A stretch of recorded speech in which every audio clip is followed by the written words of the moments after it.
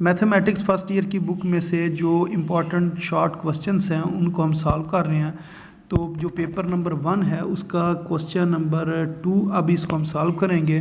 तो ये कुछ इस तरीके से लिखा है कि find out real and imaginary part of square root 3 plus iota whole की पावर 3 या होल का क्यूब। इसका आपने रियल और इमेजिनरी जो पार्ट है उसको आपने अलग-अलग करना है।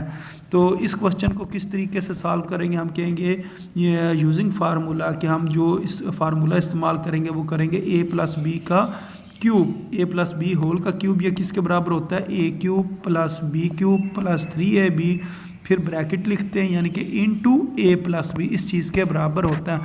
अब आपने जो क्वेश्चन में हमारे पास वैल्यूज़ दी गई हैं उसके मुताबिक इस फार्मूले में जो वैल्यूज़ को पुट करना। मसलन आप यूँ लिखें कि जो square root 3 plus iota whole का क्यूब ये बराबर होगा। अब इसको कंपेयर करते हैं, a किसके बराबर है, स्क्वायर रूट 3 के, और b किसके बराबर है, अयोटा के।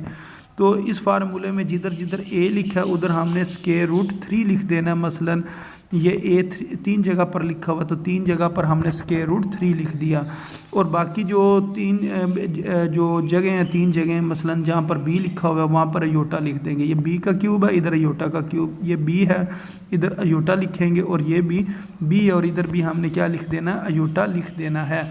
तो इस फार्मूले के मुताबिक हमने वैल्यूज़ पुट की। फिर अब हम इसको सॉल्व करते हैं। अब ये लिखा हुआ है स्क्वायर रूट 3 इसका क्यूब, इसका मतलब ये है कि स्क्वायर रूट 3 को आपने 3 टाइम्स लिखना है, यानी कि स्क्वायर रूट 3, स्क्वायर रूट 3 और स्क्वायर रूट 3। ये लिखा हुआ है अयोटा की पावर 3, अयोटा की पावर 3 को आप यूँ लिख लें अयोटा इंटू अयोटा स्क्वायर, यानी कि एक अयोटा लिखा और एक अयोटा स्क्वायर लिख लिया। और बाकी ये जो हमारे पास है रकम लिखी हुई है ना 3 इंटू स्क्वायर रूट 3 अयोटा, इसको आपने अंदर मल्टीप्लाई करना है। सबसे पहले इस टर्म के साथ मल्टीप्लाई करेंगे, ये 2 बार स्क्वायर रूट 3 आ जाएगा और शुरू में 3 और 7 अयोटा आ जाएगा। अब इसको जब इसके साथ मल्टीप्लाई करेंगे तो 3 इंटू स्क्वायर रूट 3 और अयोटा का स्क्वायर आ जाएगा।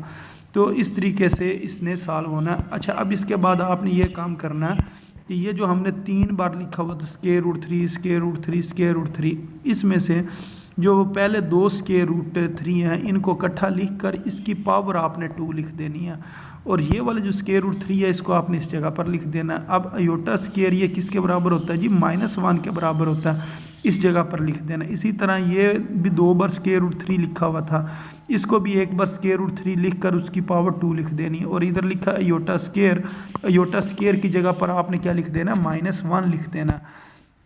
अब इसकी कटिंग करते हैं, जो चीज़ें कट हो जाती है, मसलन ये स्क्वायर और स्क्वायर रूट कैंसिल हो जाएगा, ये स्क्वायर और स्क्वायर रूट कैंसिल हो जाएगा, तो पीछे हमारे पास बचेगा 3 इंटू स्क्वायर रूट 3, इस जगह पर लिख देंगे 3 इंटू स्क्वायर रूट 3। अब ये प्लस माइनस माइनस और अयोटा को जब 1 से मल्टीप्लाई करेंगे तो अयोटा आ जाएगा। अब ये लिखा हुआ है 3 और ये स्क्वायर और स्क्वायर रूट कैंसिल हो गए हैं, और पीछे बचा ब्रैकेट में 3 इंटू 3 किसके बराबर होता है, 9 के, और साथ ये जो अयोटा इस अयोटा ने 7 आ जाना है। और इसी तरह अब ये जो लिखा हुआ है जी प्लस और इधर ब्रैकेट में लिखा हुआ है -1, इन दोनों ने मल्टीप्लाई होना है तो इस जगह पर क्या आ जाएगा, माइनस आ जाएगा, और 3 इंटू स्क्वायर रूट 3 ये साथ हम लिख देंगे। अब अगर हम देखें ये शुरू वाली जो टर्म है ये है +3 इंटू स्क्वायर रूट 3 और ये है -3 इंटू स्क्वायर रूट 3, इसका मतलब ये दोनों कैंसिल हो जाएंगी, और ये माइनस अयोटा इस जगह पर आ गया और 9 अयोटा इस जगह पर आ गया। अब 9 अयोटा में से जब माइनस अयोटा करेंगे यानी कि 1 अयोटा को माइनस करेंगे तो यहाँ कितना आंसर आ जाएगा, 8 अयोटा इसका आंसर आ जाएगा। अच्छा, अब उन्होंने क्वेश्चन में तो ये बात कही थी कि आपने रियल और इमेजिनरी पार्ट को अलहदा करना है, तो इधर तो सिर्फ इमेजिनरी पार्ट आया, यानी कि जो अयोटा जिस रकम के साथ लिखा हो वो इमेजिनरी पार्ट होता है, इसका तो रियल पार्ट है ही नहीं। तो इस वजह से हम इस जगह पर लिख देंगे 0 प्लस 8 अयोटा, ये सारी चीज़ किसके बराबर होती है, 8 अयोटा के ही बराबर होती है। लेकिन ये 0 क्यों लिखा, क्योंकि हमने इसका रियल पार्ट बनाना था, तो रियल पार्ट इसके अंदर है ही नहीं था, तो अगर रियल पार्ट ना हो तो फिर उस जगह पर 0 लिख लेते हैं। तो 0 लिखने से हमें फ़ायदा ये होगा, ये इसका रियल पार्ट बन जाएगा, और जो अयोटा के साथ रकम लिखी होती है वो इमेजिनरी पार्ट होती है।